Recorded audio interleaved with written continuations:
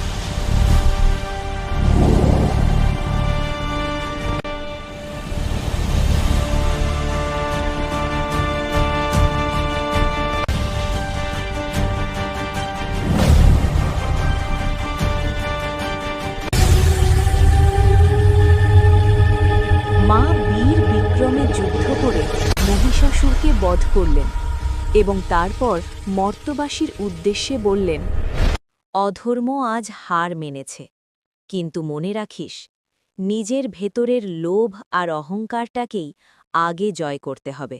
আমি অস্ত্র তুলেছি তোদের রক্ষার জন্যই। যতদিন সত্য এবং ধর্মের পথে থাকবি, মা দুর্গা তোদের পাশেই আছে। অন্যায় দেখেও চুপ করে থাকিস না। যেখানে ন্যায়, সেখানেই আমি দাঁড়িয়ে আছি।